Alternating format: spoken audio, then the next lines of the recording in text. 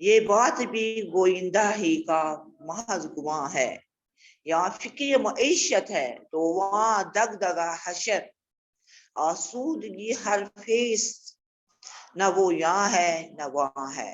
تو یہ تھی شعر نمبر 18 جو میں نے آپ کے سامنے پڑھا، 18 سے آخر تک جو بھی اشعار اس میں ہیں وہ میں نے پڑھے۔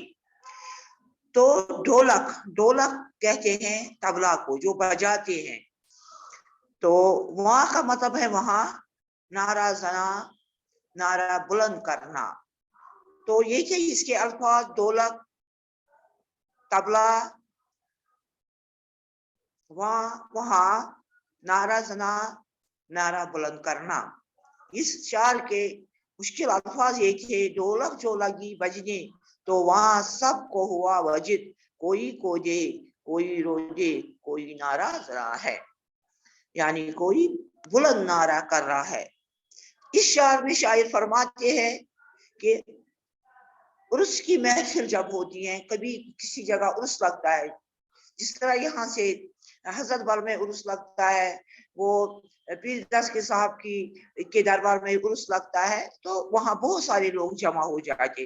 عرس کی محفل میں جب قوالی شروع ہوتی ہے، قوالی جو سنائی جاتی ہے، ڈھولک بجنے لگتی ہے، تو قوالیوں کا عام رواج ہے کہ جب کسی جگہ کوئی میلہ ہوتا ہے تو وہاں قوالیاں شروع ہو جاتی ہیں، قوالیاں گائی جاتی ہیں، تو ڈھولک بجنے لگتی ہیں وہاں۔ جب قوالی شروع ہو جاتی ہے تو ڈھولک بجتی ہے، تو موجودہ حاضرین پر وجد کی فیطاری ہو جاتی ہے، اس میں وہ گمسم ہو جاتے ہیں، ان پر عجیب سی کیفیت طاری ہو جاتی ہے، اور پھر کوئی ناچنے لگتا ہے، کوئی رونے لگتا ہے، اور کوئی نعرہ بازی کرنے لگتا ہے۔ مطلب یہ ہے کہ پوری محفل میں ایک عجیب غریب کی سما ہوتا ہے۔ تو اس شعر میں یہی بات شاعر فرماتے ہیں، شاعر فرماتے ہیں کہ عرس کی محفل میں جب قوالی شروع ہو جاتی ہیں، جب قوالیاں گائی جاتی ہیں، قوال آ جاتی ہیں اور وہ قوالیاں گاتے ہیں اور وہ ڈھولک بجاتے ہیں، ڈھولک بجنے لگتے ہیں، تو جو وہاں پر حاضر لوگ ہو جاتے ہیں، جو لوگ وہاں موجود ہوتے ہیں، ان پر ایک عجیب سی کیفیت طاری ہو جاتی ہے، وہ وجد میں آ جاتے ہیں، پھر کوئی ناچنے لگتا ہے، کوئی رونے لگتا ہے، اور کوئی نعرہ بازی کرنے لگتا ہے۔ مطلب یہ کہ پوری محفل میں ایک عجیب غریب سما ہوتا ہے۔ یہ تھا اس شعر کا مطلب۔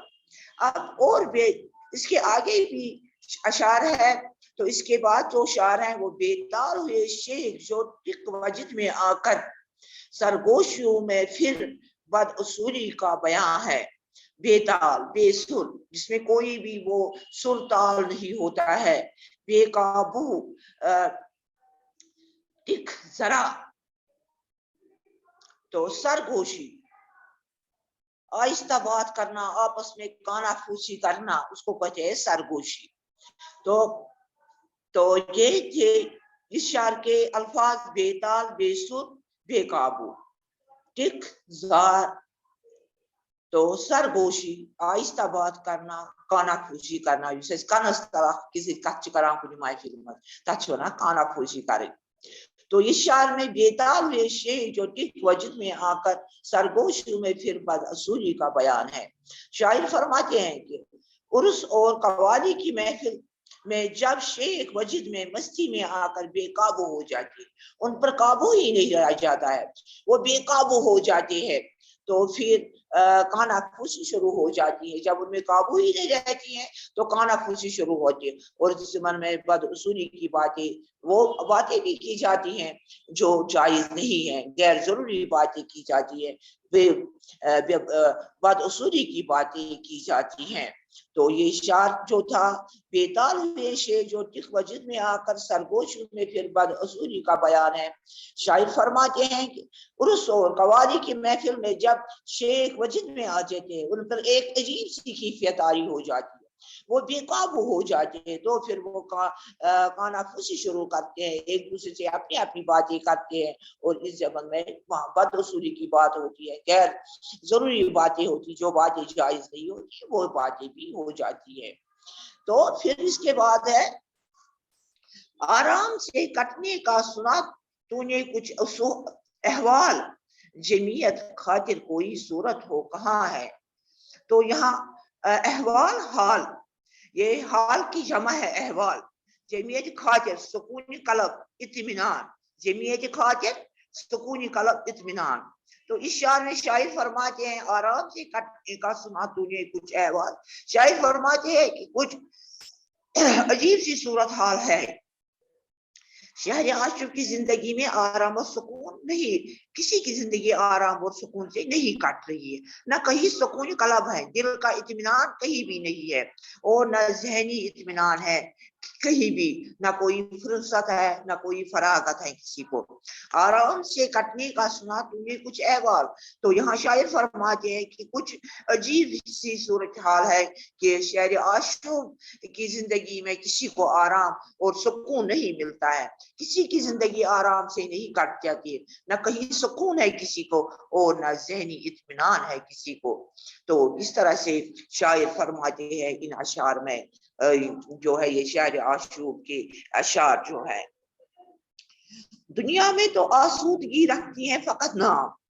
عقبہ میں یہ کہتا تھا کہ کوئی اس کا نشان ہے. تو آسودگی کو اطمینان، امیری جس کو ہم بولتے ہیں، جو دولت مند لوگ ہوتے ہیں، عقبہ کہتے ہیں عاقبت کو، آخرت کو کہتے ہیں عقبہ، مرنے کے بعد کی زندگی اس کو کہتے ہیں عقبہ. دنیا میں تو آسودگی رکھتی ہے فقط نام، عقبہ میں یہ کہنا تھا کہ کوئی اس کا نشان. تو شاعر فرماتے ہیں کہ دنیا میں اگر فراغت اور آسودگی نصیب ہے تو غنیمت ہے. اگر کسی کو آرام ملتا ہے، کسی کے پاس پیسے ہیں، کسی کا پاس روپے ہے، تو وہ آرام سے اپنی زندگی گزارتا ہے اور اسی کا نام ہے دنیا میں. لیکن آخرت میں دنیاوی آسودگی اور فراغت کا نام و نشان نہیں ملے گا. اگر عمل صحیح ہے تو سب کچھ ٹھیک ہے. تو اس شعر میں شاعر فرماتے ہیں کہ دنیا میں اگر فراغت کسی کو ملے گی، اگر کوئی آسودہ انسان ہے، اس کے پاس روپے پیسے ہیں، تو اس کو آسودگی ملتی ہے، اس کو آرام ملتا ہے زندگی، تو بہتر ہے، ٹھیک ہے، اور اسی کا نام ہے زندگی آرام سے کٹنا. لیکن آخرت میں اس کے برخلاف ہے. دنیا میں آسودگی اور فراغت کا نام و نشان نہیں ملے گا جس کو، جو آسودگی سے دنیا میں زندگی نہیں گزارے گا، جس کو آرام نہیں ملے گا دنیا کی زندگی میں، تو اگر عمل صحیح ہے تو آخرت میں اس کو آرام ملے گا، آخرت میں وہ صحیح طرح سے زندگی گزارے گا. اس پر تیقن کسی کے دل کو نہیں، یہ بات بھی گوئندہ ہی کا محض گمان ہے. تو تیقن کا مطلب ہے یقین. تیقن کا مطلب کیا ہے؟ یقین. گوئندہ کا مطلب ہے کہنے والا، گو کو کہنا، گوئندہ کہنے والا، تیقن یقین، گوئندہ کہنے والا. تو اس پر تیقن کسی کے دل کو نہیں، یہ بات بھی گوئندہ ہی کا محض گمان ہے. تو شاعر فرماتے ہیں کہ اگر آخر مرنے کے بعد کی زندگی پر بہت کم لوگوں کو یقین ہے، ایمان ہے، اس پر تیقن کسی کے دل کو نہیں ہے، اس بات پر کسی کو یقین نہیں ہے کہ مرنے کے بعد کیا ہوگا، مرنے کے بعد کیا ملے گا انسان کو. یہ بات بھی گوئندہ ہی کا محض گمان ہے. اکثر اس کے منکر ہے، انکار کرنے والے، اور اس عقیدے کی جو بات کرتا ہے وہ بھی ظن اور تیقن کی بنیاد پر کرتا ہے، یقین کی بات پر کرتا ہے، ورنہ یقین اور حتمی علم اس کے پاس بھی نہیں ہے. تو اس پر تیقن کس کے دل کو نہیں ہے. شاعر فرماتے ہیں کہ آخرت اور مرنے کے بعد کی زندگی پر بہت کم لوگوں کا یقین اور ایمان ہے کہ مرنا ہے، یہاں سے واپس جانا ہے، اللہ کو حساب دینا ہے. یہ بات بھی گوئندہ ہی کا محض گمان ہے. تو اکثر اس کے منکر ہیں، انکار کرنے والے ہیں، اور اس عقیدے کی جو بات کرتا ہے کہ مرنا ہے، مرنے کے بعد حساب دینا ہے، اور ظن و خیال کی بنیاد پر کرتا ہے وہ یہ باتیں، ورنہ یقین اور حتمی علم اس کے پاس بھی نہیں ہے، وہ جانتا ہی نہیں ہے، اس کو پوری جانکاری ہی نہیں ہے مرنے کے بعد کیا ہوگا. اللہ کے پاس واپس جانا ہے اور اللہ کو جواب دینا ہے. یہاں فکر معیشت ہے تو وہاں دغدغہ حشر. تو آخری شعر جو ہے آسودگی آسودگی ہر فیصد نہ وہ یہاں ہے نہ وہاں ہے. تو یہاں فکر معیشت روزی کی فکر معیشت کا مطلب ہے روزی کی فکر، دغدغہ، خوف، حشر، قیامت، آسودگی، حریفت، آسودگی اور اطمینان وہ لفظ یہاں یہ بات یہ تو یہ ہے اس کے مشکل الفاظ اس شعر کے. یہاں فکر معیشت ہے تو وہ دغدغہ حشر. تو آسودگی و ہر فیصد نہ وہ یہاں ہے نہ وہاں ہے نہ وہاں ہے.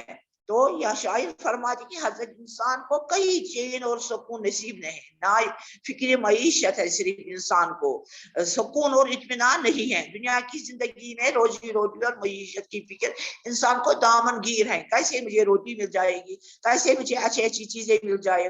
اور جہاں تک آخرت کی زندگی کا سوال ہے تو حشر و نشر کا خوف انسان کو کھائی جاتا ہے. جو جاننے والے ہوتے ہیں جن کو یہ بات سمجھ آئی ہے کہ مرنا ہے، مرنے کے بعد پھر زندہ ہونا ہے، اللہ کو حساب دینا ہے، تو ان کو حشر کا دغدغہ، خوف، ڈر بہت ہوتا ہے. اور وہ خوف ان کو کھا جاتا ہے کہ الغرض آسودگی اور اطمینان سے یہاں میسر ہے اور نہ ہی وہاں امکان ہے. نہ دنیا میں کسی انسان کو آرام ملتا ہے، نہ وہاں انسان کو یہ اطمینان ملتا ہے، نہ یہاں آسودگی ہر فیصد. تو اس کو یہ جو امیر لوگ ہوتے ہیں جو ان کے پاس یہ اچھا خاصا یہ روپیہ پیسہ ہوتا ہے تو ان کے پاس آخرت کی زندگی کا سوال کیا ہے، ان کے پاس کچھ بھی نہیں ہے. تو حشر و نشر کا خوف انسان کو کھائے جاتا ہے. کیا ہوگا مرنے کے بعد، میں کیا کروں گا جب مجھے اللہ کے پاس واپس جانا ہوگا. اور آسودگی اطمینان سے یہاں میسر ہے اور نہ ہی اس کو وہاں ملتی ہے. یہ تھی یہ سودا صاحب کی یہ قصیدہ شہر عاشق جو میں نے آپ کو سمجھائی. تو امید ہے کہ آپ کلاس نہیں دے رہے پھر بھی آپ یوٹیوب پر سن سکتے ہیں اس کی تشریح، اس شعر کے کیا معنی ہے. تو اس میں اگر کوئی سوال ہے.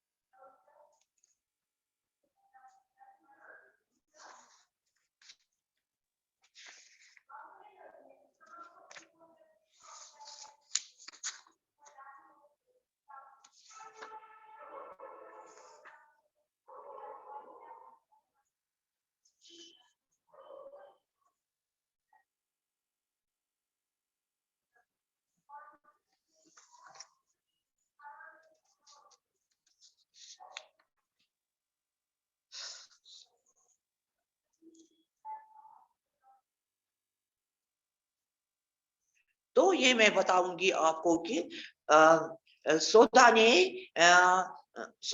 اس قصیدے میں جن پیشوں کا ذکر کیا ہے کون کون سے کام لوگ کرتے ہیں تو میں بتاؤں گی. وہ سودا نے اس قصیدے میں جن پیشوں کا ذکر کیا ہے تو وہ اس طرح سے ہیں: گھڑ سوار جو گھوڑے چلاتے ہیں، سوداگری، تجارت، شعر شاعری کرتے ہیں، مرائی کرتے ہیں، مصنوعی خوانی کرتے ہیں، حساب دان ہے، شیخ ہے، مرشد ہیں، یہ لوگ ہیں.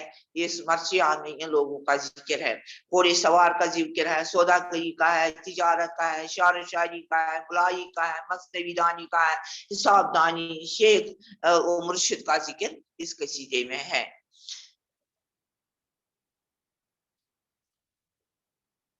یہاں اس نظم میں بہت سے الفاظ ایسے بھی جن کے معنی اب بدل گئے ہیں یا جواب استعمال نہیں ہوتے ہیں. مثلا تحقیق ہوا، معنی خبر لگنی. تو معلوم ہوا ایسے کچھ لفظ بھی ڈھونڈیے. تو جن الفاظ کے معنی بدل گئے ہیں یا جواب استعمال نہیں ہے وہ نظم حسب ذیل ہے. سو یا طرح یا ٹک گوئندہ چھٹتے ہی آسودگی ہر فیست. تو یہ الفاظ ہیں جن کے معنی بدل گئے ہیں یا جو اب استعمال نہیں ہوتے ہیں. یہ وہ لفظ ہیں استعمال اب نہیں ہوتے ہیں, یہ پرانی شاعری میں استعمال ہوتے ہیں. تو اس طرح سے اس قصیدے کا جو پورا دکھنا ہے کہ قصیدے میں کیا کچھ بیان کیا گیا ہے وہ بتانا ہے کہ اس قصیدے میں کیا کچھ کہا گیا ہے. تو اس قصیدے کو شاعر نے شہر عاشوق کیوں قرار دیا, کیوں کہا یہ شہر عاشوق کے بارے میں. اس قصیدے کو شاعر نے شہر عاشوق اس لیے فرمایا ہے کہ اس میں سن 1857 عیسوی کی بغاوت اور انقلاب میں شکست کے بعد ہندوستانیوں کے ساتھ بدیشی حکمران انگریزوں نے کیا کچھ سلوک کیے اور ان پر مظالم و تشدد آئے ہندوستانیوں پر. اس غم انگیز اور دردناک حادثے کو سودا نے اپنے اثر انداز بیان کیا ہے. اور اس قصیدے شہر عاشور میں شہر کی خرابی اور تباہی کا ذکر بھی سودا نے کیا ہے اور مختلف پیشوں سے وابستہ افراد کی حالت بیان کی گئی ہے اور وضاحت کی گئی ہے.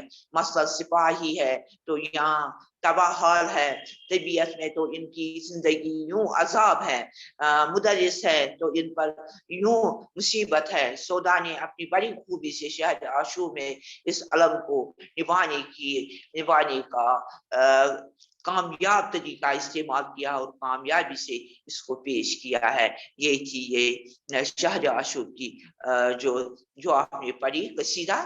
تو اس میں کیا کچھ بتایا ہے شاعر نے اور کس بارے میں ہندوستان میں جب حالات خراب ہوئے 1857 میں تو مسلمانوں پر زیادہ ہی مظالم ڈالے گئے تو کیا کچھ انگریزوں نے کیا اسی بارے میں بتایا گیا. یہ تھا آج آپ کا سبق. تو اب انشاءاللہ آپ کا سلیبس اسی کے ساتھ ختم ہوتا ہے. تو آپ کو ماڈول مل جائیں گے جس پہ لکھا ہوا ہے آپ کو کیا کرنا ہوگا. آپ کو اپنی کاپی پر الگ سے لکھنا ہوگا تو وہ میں بتاؤں گی آپ کو کیا کرنا ہوگا. تو اس وقت میں آپ سے اجازت چاہتی ہوں. والسلام ورحمۃ اللہ وبرکاتہ.